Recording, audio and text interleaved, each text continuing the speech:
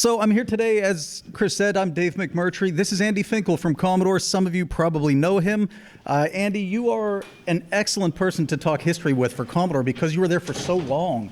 You weren't the longest person there, but you were there after everybody else left. So full-time, March 81 through August 91.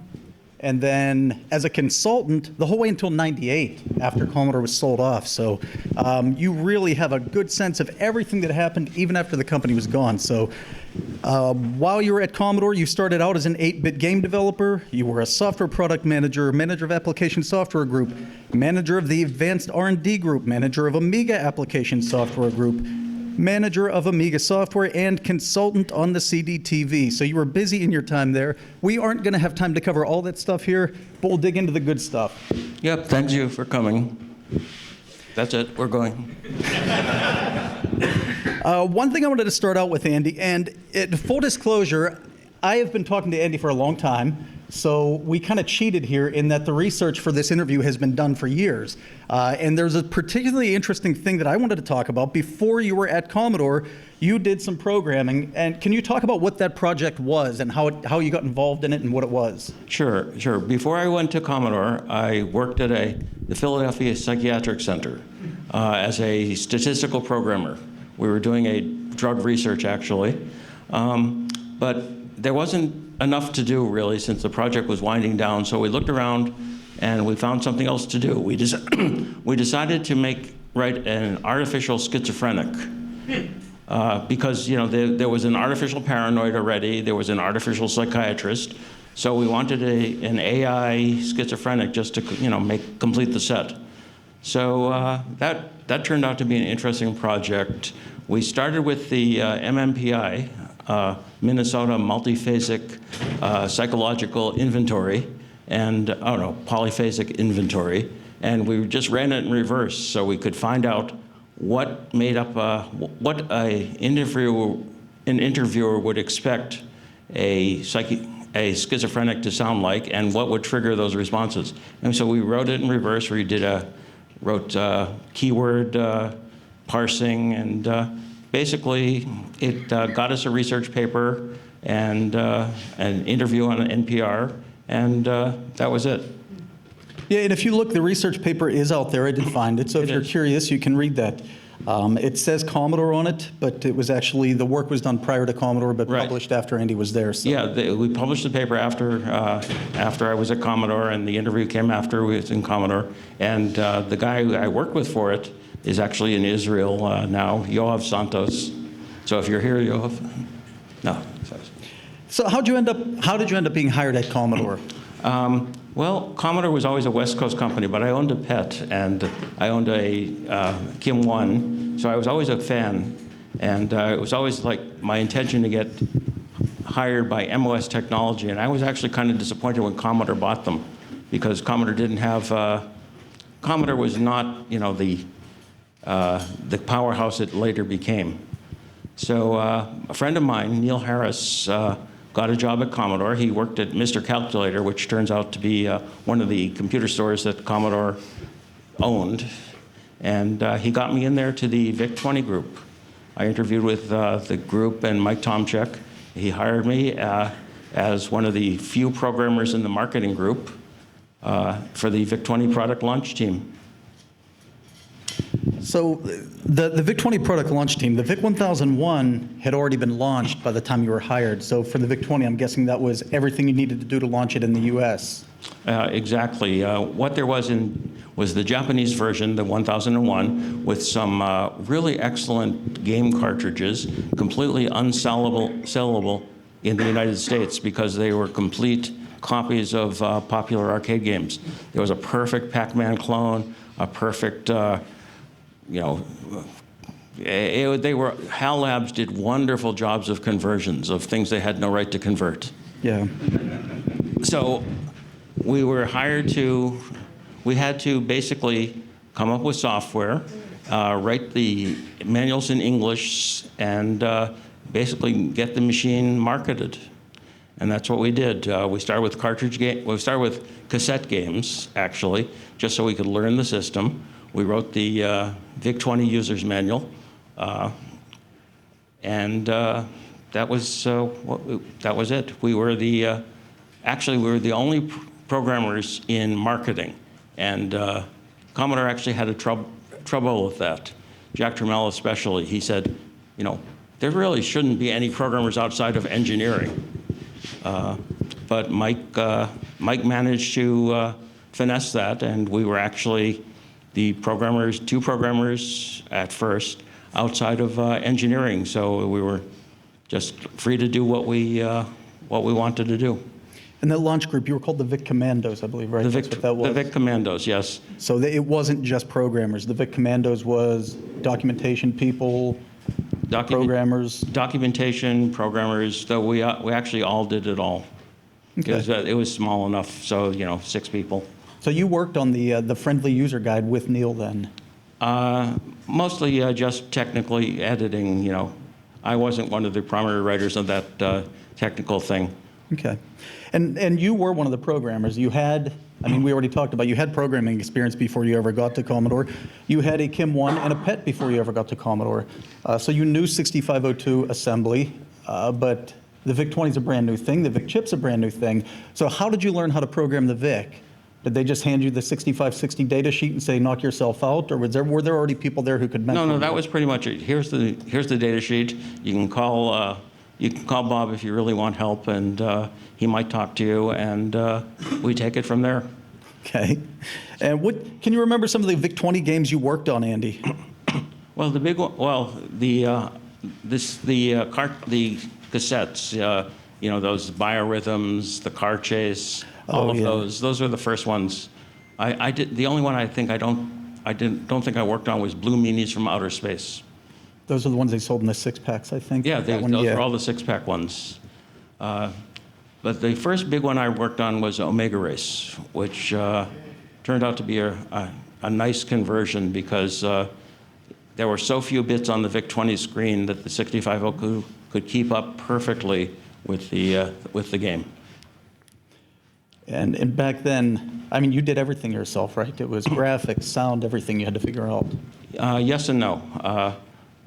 We had some people. As we went along, we hired additional people, and we got people who were junior programmers. So I had basically an intern, Eric Cotton, and I got him to do the sounds for the game. Okay, I didn't know what he did there. Okay, and so he was in one of your Easter eggs too. Yeah. So you did a few Easter eggs. I don't know if you remember what games they were in. We did an Easter egg in every game. Oh, okay. And I know the one Omega Race, I think, had Omega Race. Gorf had an Easter egg. The Radar Rat Race, which was one of the ones we converted. We took the HAL Lab stuff because they were just so good, and we tried to convert them into some form that we could sell them in the U.S. So Rally X became Radar Rat Race, and Lunar Lander became Jupiter Lander, and things like that, because they were just too good to throw away. So there was a story, and I don't know if it's true because I don't know Atari stuff that well, but there was a story that Warren Robinette got in trouble for putting an Easter egg in Adventure, and that they later removed it. Did anybody at Commodore management care, or did they not know, or? I'm not sure if they knew, but they definitely didn't care. The only thing is we could not put our names on the outside. Nobody was supposed to know, but they didn't really care about Easter eggs. So as long as you hit it, they were fine with it. As long as we kept it hidden. Excellent. Anything else worth mentioning about VIC-20 before I move on? No, but it'll probably hit me in a minute. That's okay. We can come back. This can be free form all we want. After the VIC-20, you were the section leader for the Commodore 64 launch team. Yeah. Now, you mostly did software stuff, so I'm guessing it was Bob Russell and folks who were doing the hardware, and you were doing software. Bob Russell was a software guy as well. Okay. But he was doing the operating system and the BASIC and so on.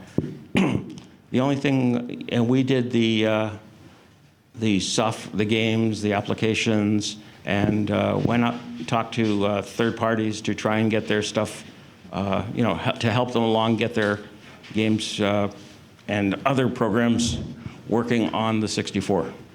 Okay, so when you got started, you had 64 prototypes to work on Oh already. yeah, we had 64 prototypes. They were in VIC-20 cases, and many of the chips were on towers because the layout guys consistently put at least one chip backwards and upside down on the circuit board, and so we always had to have a little tower that flipped the pins.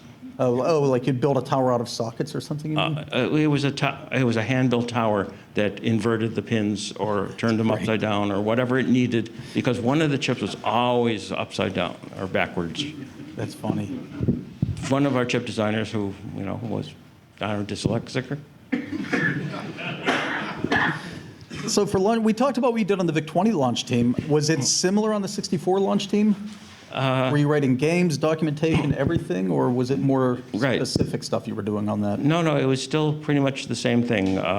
I guess the VIC-20 Programmer's Reference Guide, that was the thing I was coming back to. That was our big task for the 64 as well, getting the Commodore 64 Programmer's Reference Guide, because we needed to get the information out there so that people could write their own games or programs or whatever. So that took up a lot of our attention. So I remember the VIC-20, the Friendly Computer Guide. Before you guys wrote it, Commodore actually paid a company named Redgate Communications. And I guess the product was awful. So that was Neil's first job when he was hired, was you're rewriting this from scratch. Mm-hmm. I guess they learned their lesson from that. So with the 64 Programmer's Guide, you just started from scratch. Neil did the user manual for the VIC-20. That was the thing that was really not up to snuff. Okay. And so that Got by the 64 time, we didn't make that same mistake with the user manual. And we already had the structure for the reference guide. Okay, so they did learn their lesson on that one. Mm-hmm. Now's the time I either lose my voice or I come down with a sudden case of amnesia, right? There's water right there if you need it. I'm getting a little dry also. After that, you actually worked on the TED series. So for anybody who doesn't know the TED machines, it was the +4, the C16, the V364, which Rob has one. So jealous of you for that. The 232 and the 264. The released ones were the +4, the C16, and the C116. You worked on those too, Andy. So you were Yeah. moving right along. Every series of computer Commodore did, you had some part in. Right. What did you do with the TED machines? I ended up in charge of getting software on the TED machine. So I was working with the third parties. We decided to make more of an effort now to get software ready for when the machine came out. With the VIC-20 and the 64, there was always a lag time between the 64, between the computer being released and actually good software being written. So for the TED, we put in some empty ROM sockets that were meant for third-party software so that we could customize TED, have the educational TED, the game TED, and so on. So my task was to go out and actually work with the companies like Infocom, Lotus, let's see, some others, and get them to port their software so that when the TED came out, it wouldn't be just, here, do something with it. So the +4 had the built-in productivity software. Yes. Was that written in-house? No, that was a third party. Info Designs, I think. That was 3+1 was a third-party software as well. Okay, I think that was Info Designs, right? Or do you not remember? Okay, I'll take your word for it. I could very well be wrong. I was looking at you to know that one. I think it was Info Designs, and I think Info Designs ended up suing Commodore because they didn't get paid for it. That's certainly possible. I mean, I could be making that up too. Anything else about the TED series? Oh, on your role on that, because again, it seems like you were never just a programmer. One of the documents you sent me was you had these scripts for the various TED commercials. Were you working on the commercials? Technical consulting on commercials, things like that. We had to try and make sure the commercials were technically accurate, so I ended up with a lot of stuff like that. So Commodore was a pretty big company by that time, but it seems like they just said, Andy, you know how to do this, just go figure it out. Commodore was never really a big company. It was a small company. You could do, you could basically chart your own course. If there was something that you thought needed to be done, you could just go out and do it. You know, get the ask forgiveness rather than permission kind of thing. Yeah. I'm glad you brought that up. Another one of the documents that I think you gave me was game pitches. Jeff Barrett wrote them and said, "I have this idea for a game." Is that largely how some of the games came about, or did they come top down, or was it a little of both? Well, that was actually when we were the game group. So after. Oh, so that was when you were not the Vic-20 team. That was when you were doing C64 stuff. You're right. That was game group stuff. Okay. So you know we had a small group. We were back in Moore Road. Commodore moved around a lot around Pennsylvania, and we generally got sent into new buildings. So we were a small group of, I don't know, 7 or 8 people in a large office at Moore Road that used to actually hold all of Commodore US. And our task was to come out with games. So yeah, I saw. I don't remember if there were any from you in there, but I remember the one from Jeff Barrett, but it described, here's the name of the game, here's how it will play, and here's some screenshots and stuff. So was there an approval process for that? Or? Yeah, there was it was mostly an internal approval process. We all had to agree that it was a good game, and our manager at the time, who was Joe McInerney, had to agree, and then he took it up further. But yeah, sort of an informal approval process. Anything else on that before I move on? Well, let's see. While I was working on as a TED software project manager, I got to travel around the country and work with various other companies like Infocom or Terrapin for Logo or Microsoft, and that's actually where I think I've told this before, but that's where I first started hearing about the Amiga, because while I was there showing them TED stuff, there was always a room that I could not go in, and they would not talk about that they were actually working on Amiga stuff. This was long before Commodore had bought Amiga, and so I wasn't allowed to know anything about the. I thought you did actually get to go in. I did, but So I knew you mentioned that to me. Well, we were there all night, and after a while, programmers can't stop boasting about neat stuff that they're working on.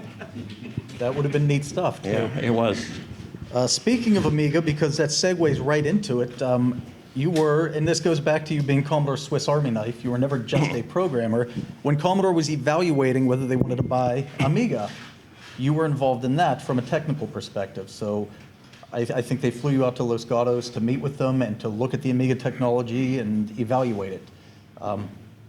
What was your evaluation? What did you go back to Commodore with? I mean, they bought it, so you must have said something nice about it. Yeah, well, they actually asked me to evaluate it as a game system.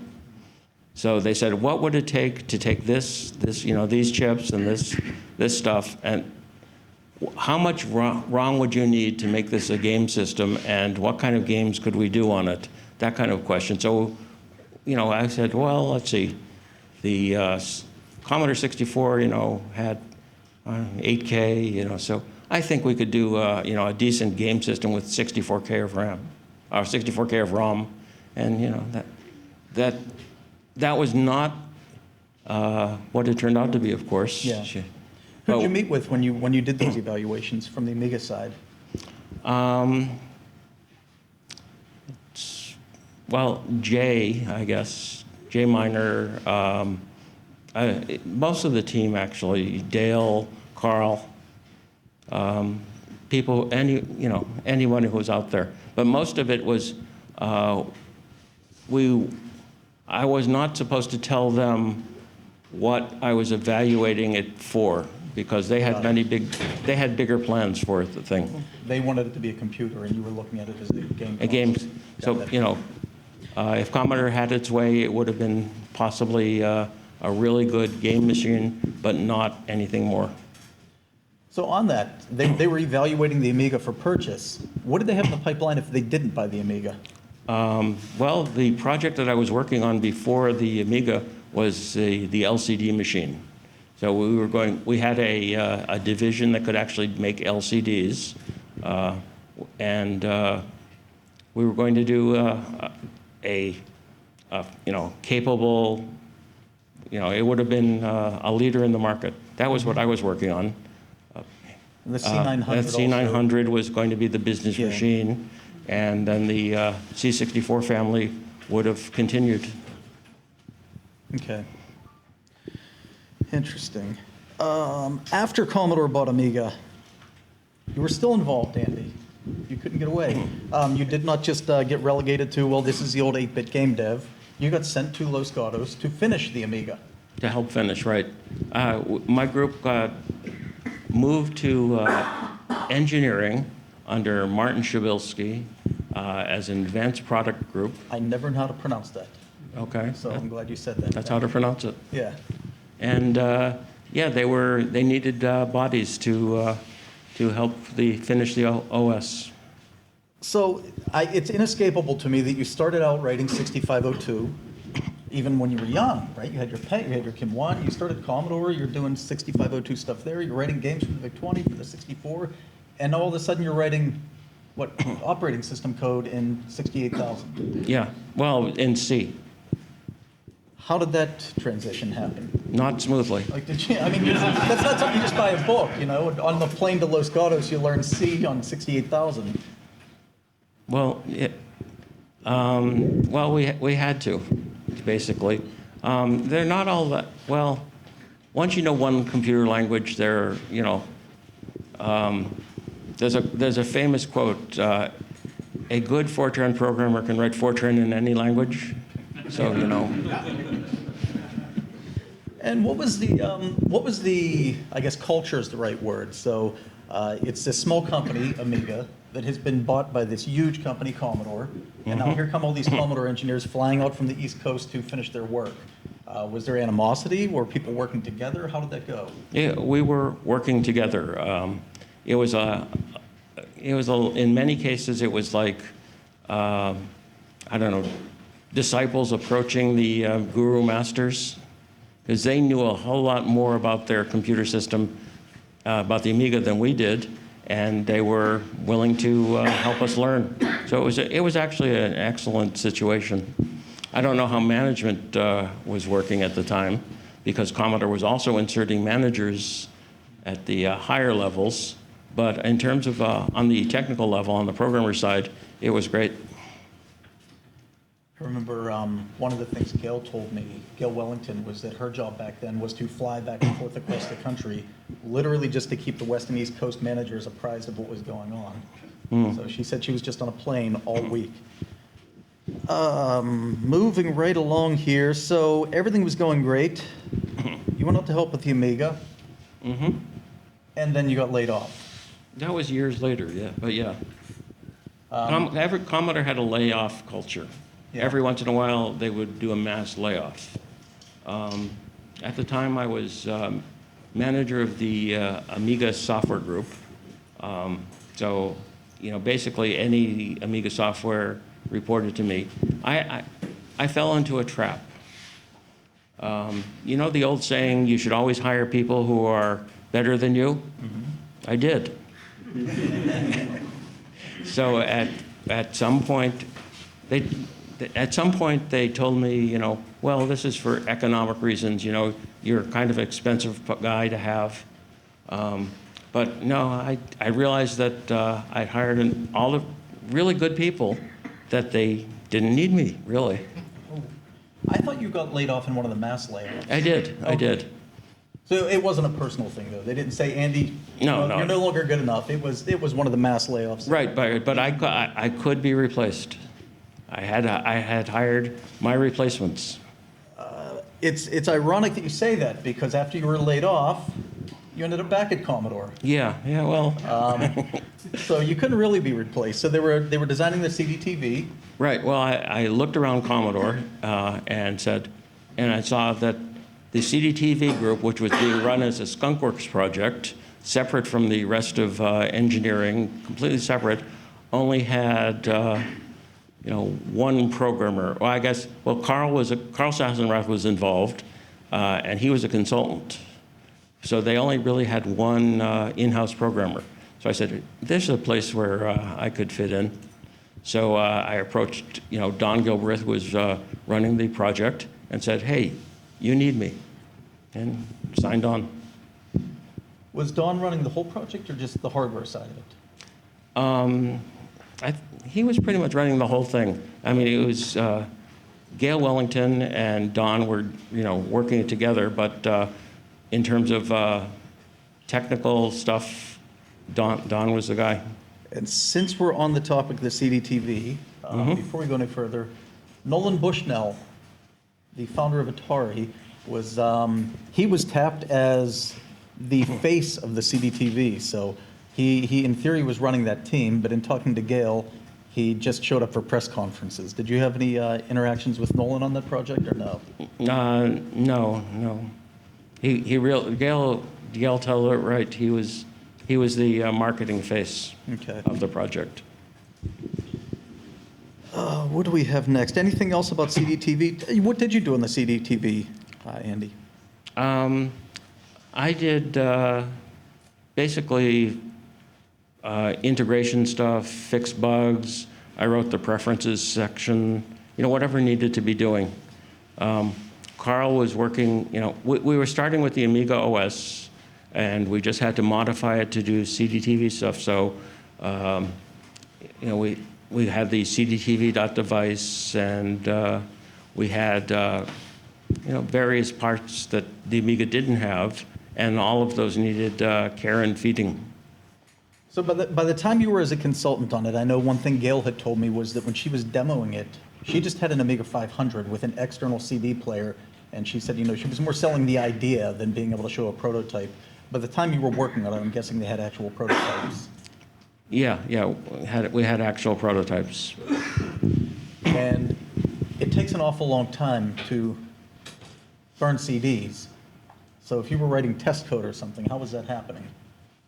Because that was back before you could do it in your average, desktop. Well, we PC. had an expensive Philips CD burner. But mostly I used an Amiga to develop on. Amiga, Okay. with a hard disk and so on. It wasn't until the end that you needed to have an actual CD. We had a C-Track, I believe it was called the C-Track CD emulator, which let you emulate the qualities of a CD. So you didn't need the CD until the very end. Correct. Got it. Yeah, it was, I forget who told me that they said they spent $125,000 on that CD burner. It was a big thing. Yeah, that was at the 1200 Wilson Drive building, right? Mm-hmm. In the back, yeah. In the back. So you were brought back to work on CDTV. You left again. Well, really what happened after that was Commodore went bankrupt. Yeah. They liquidated in, April of '94. But you were kept on as a consultant by who after that? After Commodore disappeared, I was picked up as a consultant to put together the Amiga intellectual property so that it could be packaged up and sold to whoever the highest bidder was. What company were you working for in that role? I was actually working for the lawyer who was handling the bankruptcy from Commodore's end. So I probably was working for an organization called Commodore Estates. Oh, I never heard of that one. That's interesting. That's what they called it. Nice. One of the things you told me in the past was you watched them taking all of the chip masks and things like that out of 950 Rittenhouse Road. That doesn't sound right. Maybe I made that up. Okay. It's possible. I thought you had mentioned to me you knew where all that stuff was. I knew where all that stuff was. It was in the Philippines.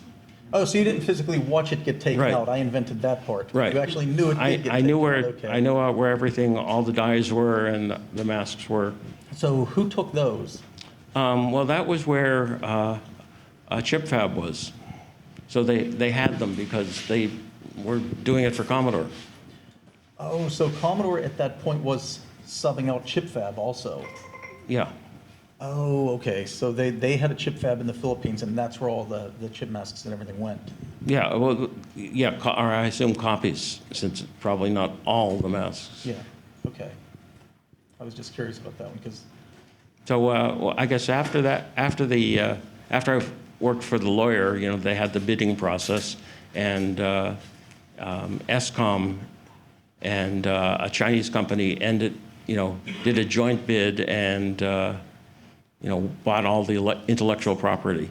The Chinese company ended up with the rights for China. ESCOM ended up with the rights for everywhere else. And you stayed through. I mean, you were on until '98. Well, then I went to work for the Chinese company. And who are they? Their name was Right Timing Electronics. Okay. And so what were you doing in that role? They wanted a Chinese Amiga. How close did they get to it? What? How close did they get to it? We did it. I mean, we gave them an Amiga that had the Chinese input systems and the Chinese character sets, and could work. What they wanted it to do was play video CDs, mostly, for karaoke. I have no idea. That's neat.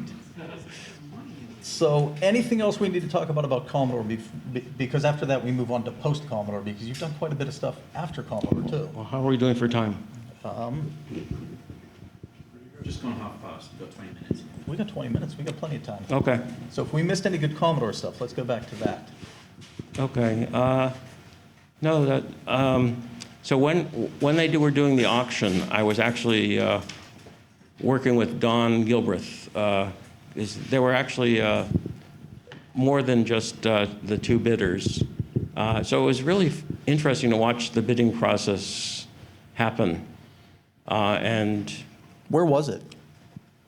I don't know where the bidding, we were all communicating by phone. Okay. So it was actually a surprise when ESCOM and Right Timing got together and made their joint bid, locking Don out.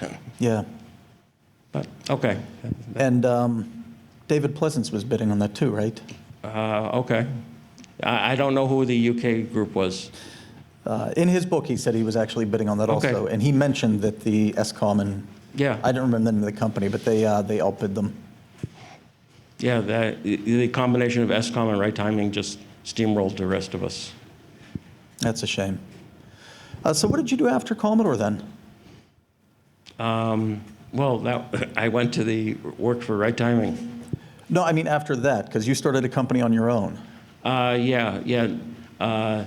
Neil Harris, Bob Russell, Dave Haney, and I started a small company, and we were trying to do what I guess other people have tried to do, which was to make a universal system for home electronics to interconnect and, smart command. So people have been trying that for years, and maybe they've finally almost got it. But we were trying that pretty early on. We were going to use a handheld Palm top computer to control all the electronics in your house. That turned out to be too early.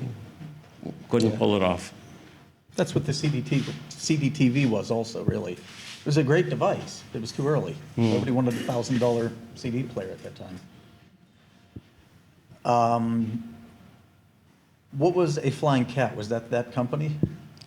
No. Flying Cat was just a company I used so that it would be easy for me to consult with. So to consult for other companies, so they wouldn't have to worry about. They weren't paying you directly then. They wouldn't have to worry about whether I was an employee or not. So I could, and that's that when I worked at 3DO, I was a consultant for, but I worked.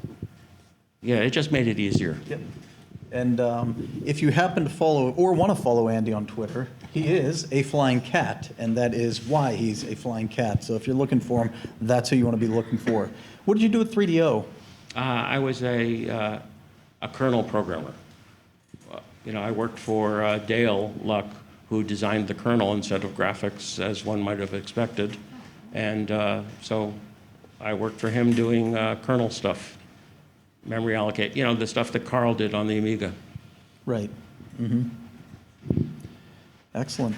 Do we want to turn it over for questions for anybody else? If you'd like, Or is there anything else we didn't cover, Andy? well, check your list. I did go off the list there a little bit. But I think we got all the big points. It's because I didn't have my glasses on, I can't see. But I can't see you if I'm wearing the glasses, so. No, we got most of it. Yeah, I think we're good. We didn't cover the actual section leader on the Commodore 64 launch team. But I think you talked about that anyway. Yeah, we got everything. Does anybody have questions for Andy? I have one real fast. Of your personal technical accomplishments, either at Commodore or elsewhere, what do you think is something that you would consider a highlight, something you're proud of? It was a really satisfying accomplishment, something like that. Probably just because it was first, but Omega Race. Oh, wow. That's a great one. Yeah. I agree. How long did it take you to write that? I think took maybe 3 months from, yeah. Sounds about right. It's fit into 8K, so, That's a challenge. yeah. As a programmer, did you ever ask the chip designers at Commodore to add any features or instructions? Yeah, during the 64 development, we got to talk with Al and Bob and tell them what we did and what we needed, and they sort of listened. They often gave us more than we asked for. For example, I would have been happy with player missile graphics on the 64, but Al wanted to give us more. So that's how we got the sprites. And then I wanted 64 of them, but couldn't get them. So it was always a back and forth thing. Yeah, I want.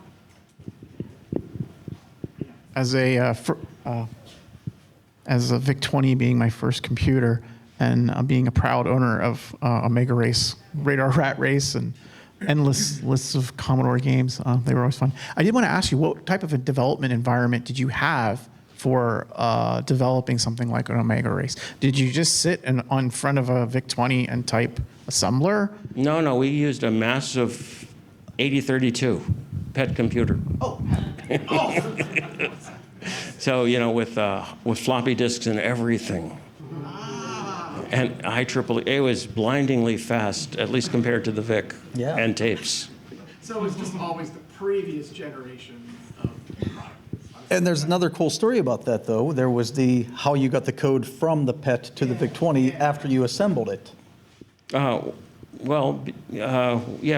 we had a fast serial interface. So, But yeah, I think you made a parallel cable, actually. parallel from cable, right. The user port on the PET to the user port on the port, VIC-20. And right. he wrote code that sat on each side, so he could, edit, assemble, Right. and then load, and then copy it across the wire and test it on the C64 without having to... Right, or the VIC-20. Or the VIC-20, yeah. By the time the C64 came along, we had disk drives that were compatible on both sides, so we often just used SneakerNet and moved the disk drive from one to the other. And that worked until we moved our development environment to the VAX, which did not support Commodore floppies. And so then we went to a serial interface.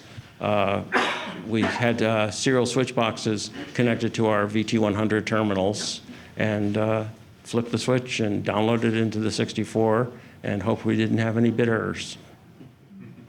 Then after VAX, Amiga was the next development. Well, Amiga was completely different. We weren't working on 8-bit stuff anymore. So for the Amiga development environment, we were using Sun workstations and a thing called the Billboard, which was a parallel card that fit into the Sun and memory that was on the Amiga side, and we'd download through that. What are your thoughts about hexadecimal, how it was taken out of the VIC-20 user manual? I don't remember that at all. Do you have any opinions about Golf or Code Golf or Fourth? About fourth. It's a neat language, and we would have. The only story I have with that is when we were working with Bally Midway to convert Bally Midway games, they told us they couldn't give us the source code to any of the games we were converting because it was written in a secret proprietary language of their own design. And years later, we found out it was just fourth. So. There. I have a question. You started your journey today talking about working in that schizophrenic programming endeavor. Yeah. I would love to learn more about your formative years as a programmer. What inspired you to become a programmer? And what was the environment, and who were your mentors?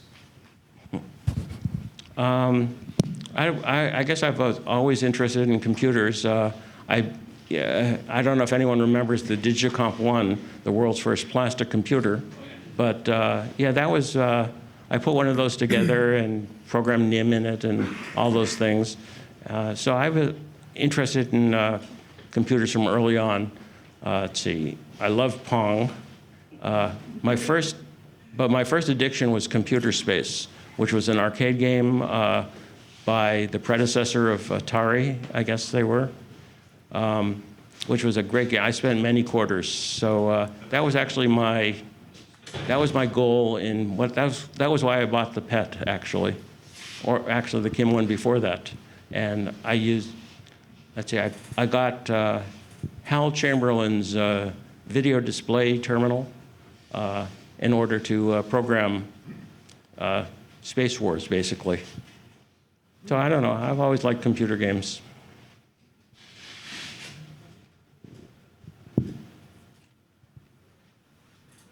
Hi, thanks for coming. Hello. And have you ever been to, or would you consider going to World of Commodore up in Toronto? I've been to one World of Commodore in Toronto. It was great fun. So yeah, I'd certainly consider it. Still going. Not as big as this. Yes. That's where I drank my first B-52.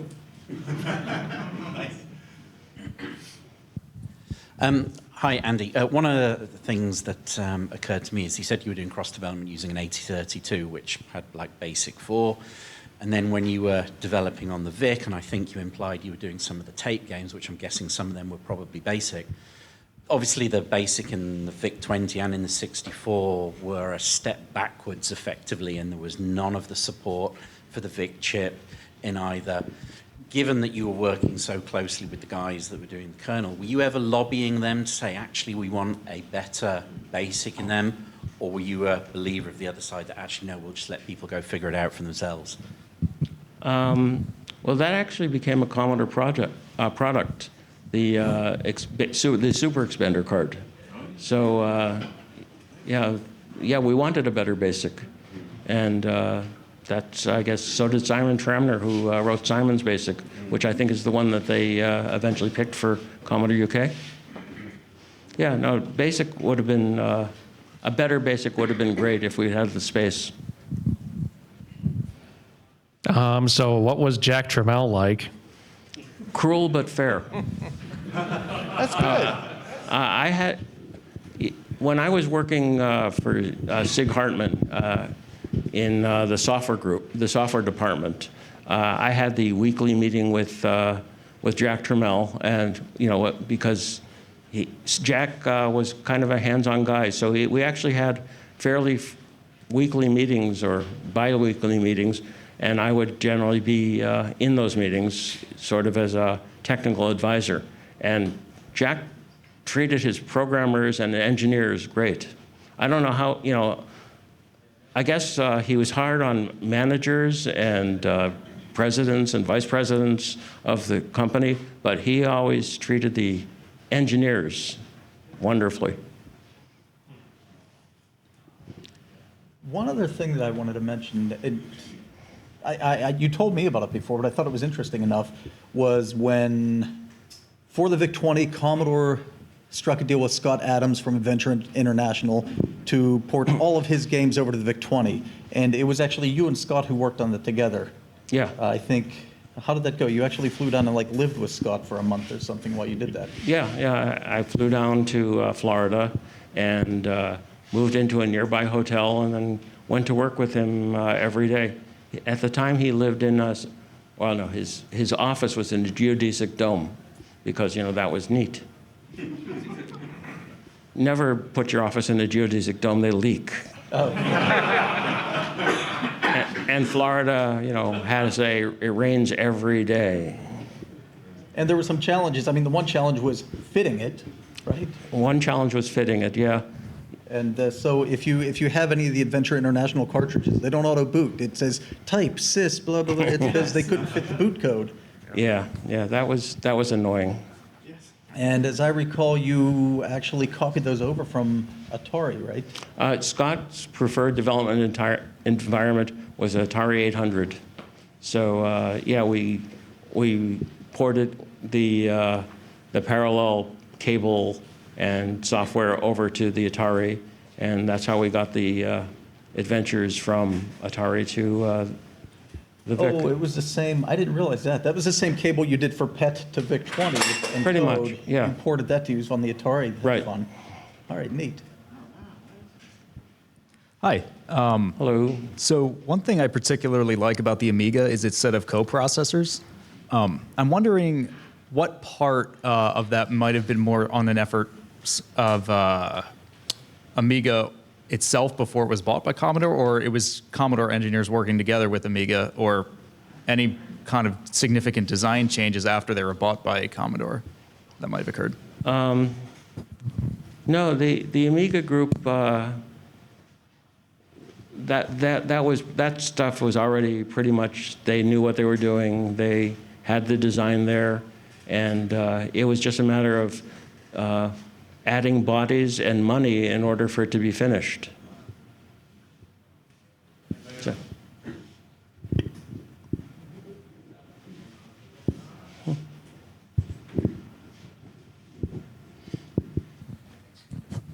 You mentioned the LCD machine earlier. Did you do any work with other major well-known prototypes like the C65? No, I didn't really do work on the C65. That was Bill Gardai. But that was Bill Gardai and a few other people. So I was aware of it. I see them in the lab, but I didn't actually do any work on it. Well, you have one? They're worth a fortune.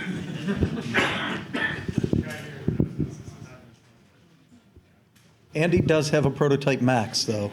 So A what? the prototype Ultimax machine. Oh, yeah, I have an Ultimax, and I have the Commodore game machine, which... Oh, yeah. Oh, that's interesting. And the Amiga development system. Yeah. I visited Andy, and it was I had one heart attack after another because you go in the dining room and the Ultimax prototype is just sitting there, like. It's in a place of honor. Yeah. So yeah, Commodore really didn't care about its prototypes. The wooden pet, for example, which is in a computer museum now. Yeah, it's in the Computer History Museum. Spent like 2 years just sitting in my office. And I was, had to rescue it from when Commodore closed down the Santa Clara office. John Fagans made sure that I ended up with it because he knew I wouldn't let it get lost. Yeah. There was an oil painting of it that got thrown in the trash that he saved from the trash. I think we're out of time here, Chris. Okay.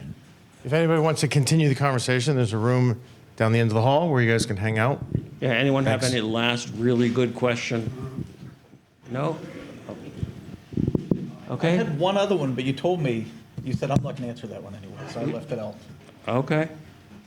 I forget what it was. It was the what were your feelings on why Commodore tanked like it did? And you said that's been done to death. Oh, yeah, everyone knows. Everyone knows who killed Commodore, right? Mehdi Ali? Yeah, okay, so they know. There you go. It's all money. It's all money.